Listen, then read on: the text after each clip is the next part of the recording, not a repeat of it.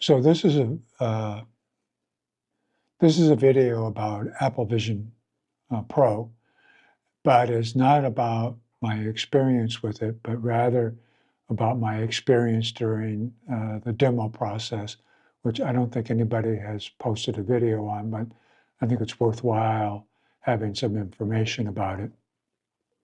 There are two important pieces of information relevant to this video. The first is my computer setup is an Apple Studio M1 Max connected to two 5K monitors. The second is I have 75-year-old eyes that both eyes have had retinal detachment surgery done to them in the last 4 years. And they both have had cataracts repairs done about 20 years ago.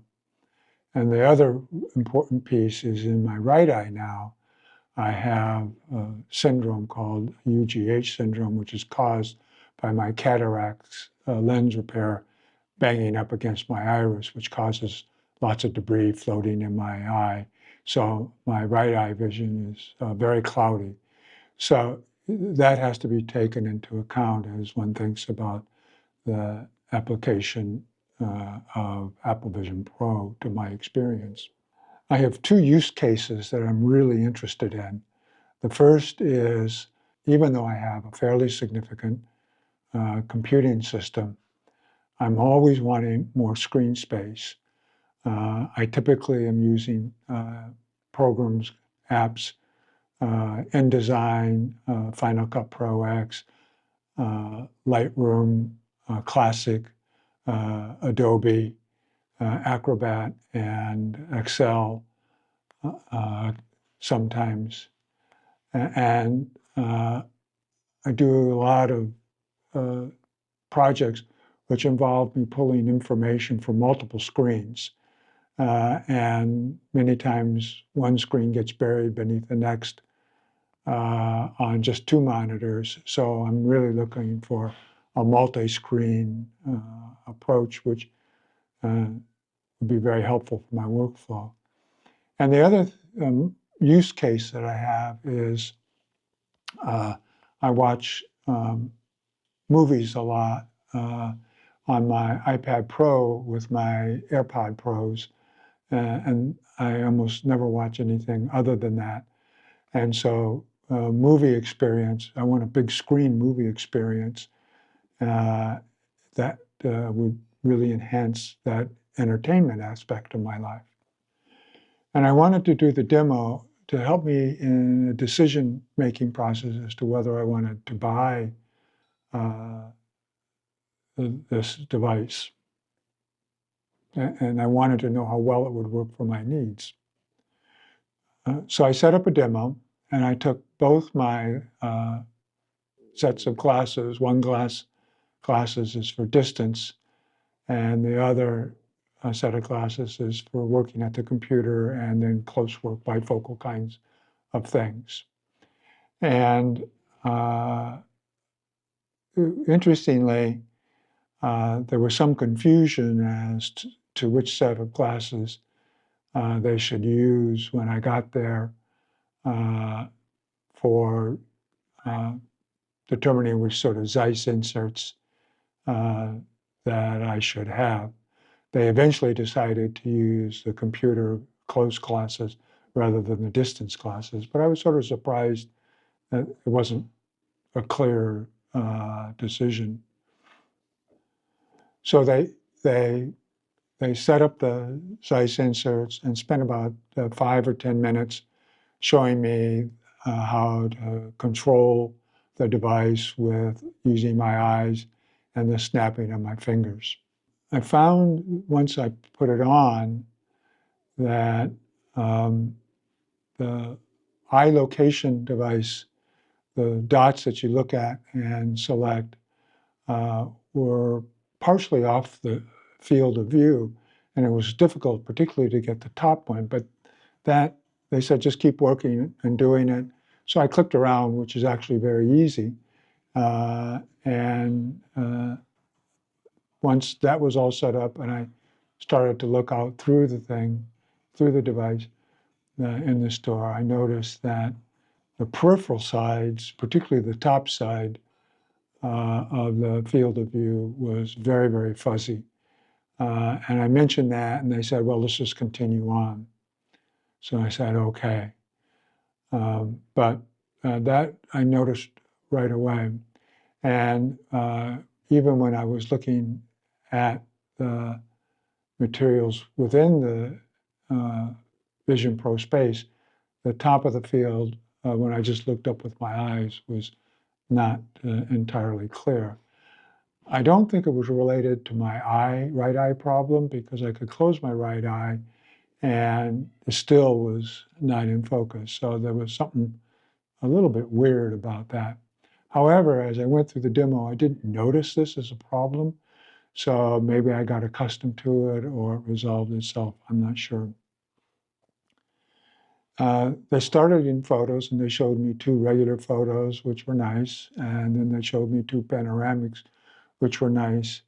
And I was able to zoom with the double pinch and pull out a motion very easily. But I couldn't judge what I thought about it particularly because I didn't know what it would look like on my 5K monitors. So it was okay, but was it up to snuff? I couldn't say for sure. Now then they showed me they showed me one 3D picture of a birthday, it looked like a birthday party or a party of some type. And that had sort of what I would call pseudo-realistic 3D depth. It was very, very strong, very strong 3D depth. But surprisingly, even though my right eye isn't really working very well, I could see the 3D quite well. And then they went on to a 3D video of a young girl blowing out a birthday candle, and that was, you could easily see the 3D, and it was quite clear and pretty nice. And that was actually recorded, I believe, on a iPhone 15 Pro. So that's sort of what, if I were to do that, that's what I would sort of experience. They then had me open another app, which I didn't really know and I don't remember very much about and didn't seem particularly useful. And then they had me open Safari. And I found it easy to scroll up and down and to, again, zoom in to enlarge the image or text in the Safari screen. And that turned out to be fairly easy to do. But I didn't get a chance to have a couple of different windows open. It was a single window, and it was what it was. They then moved quickly on to videos. The first one was a 3D Mario Brothers video, and you could see the 3D. And but it's not the kind of movie I typically watch, so I couldn't tell whether I thought it was good or bad, or it was just interesting. And then they moved on to a 3D immersive video. And that was quite a remarkable experience because you were almost floating in space around these things that were going on. And particularly during one portion of it where there's a young woman walking a tightrope across a significant valley, you could actually look down into the valley as you were floating above the rope. It was cool, but that's also not something that I'm going to be doing myself particularly. I might consume that content if it becomes available, but there really probably won't be much content like that going forward for a while. Overall, I thought the technology was very impressive, but sadly, I didn't learn enough to help me in my decision-making process about buying. The look at and tap your finger to select, the scrolling left and right, the scrolling up and down, the grabbing of a window and pulling it forward and back. and moving windows around all work very, very well. The other thing I would say is a lot of the videos being shown out there are very jerky, bouncy around, and it was very unclear as to what that experience would be like for myself. But when I had the Vision Pro on, it was very stable and very comfortable to wear. And I know a lot of people have complained about the weight, but I didn't notice it. I had the regular big strap on, and I didn't notice it, but I only wore it for about 15 minutes or so. So I don't know what the experience would be like for longer. Um, the thing that disappointed me was that I could not test it on kind of scenarios that I would be using it for.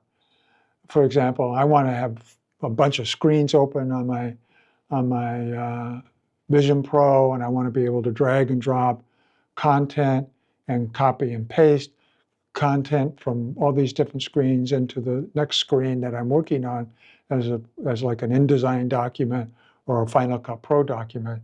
So I didn't really know, and I still don't know, how well I would be able to do that sort of spatial computing. I asked several times about whether I could have multiple folders on my Mac open and take them and rip them off the Mac screen and place them in the Apple Vision Pro space. And I was told that I could, but on looking at additional videos out there, that does not appear to be the case. And the other area about entertainment is, while 3D content is fun and interesting, I really wanted to know what it was like to watch things like All Mankind, which was on the device, but they wouldn't let me watch it, or The Masters of the Air, which I've also been watching, and I would really have loved to have seen what those experiences would have looked like on the Apple Vision Pro. So wasn't really able to get a direct comparison of my experience as it is today and how it might be enhanced by Apple Vision Pro. And I think that's a big problem in the demo process. Is I think Apple needs to allow people to test their potential work flows or use cases a little more, because I think that would help in the buying decision. But that's my personal opinion. And I would say that if I'd have been made comfortable about my two big use cases, I probably would have made a purchase. Even though my eye needs to be addressed, I probably would have, I think I would have gone ahead and purchased if I had known that those two use cases would have really worked well for me. And the other issue is I ask about, well, the Zeiss inserts, and they assured me that part of the blurry vision that I was experiencing was related to the fact that they didn't have exact inserts, and that's okay.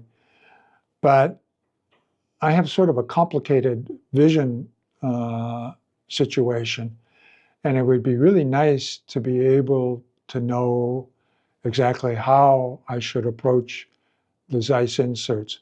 And the other part of that is could I have two different inserts?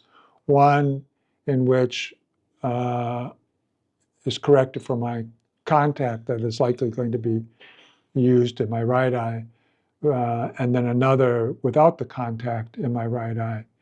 And that then would suggest that the labeling of the inserts with just an L or an R is probably not enough. You probably need additional information on those inserts in case you have two sets of different inserts, whether you have contacts in or out. That was my experience with the Apple Vision Pro demo. It was interesting and fascinating, but I didn't learn enough to make a buying decision, which was a disappointment. And this is my buddy, Harry the cat. He sometimes likes to listen to me and talk on the video camera.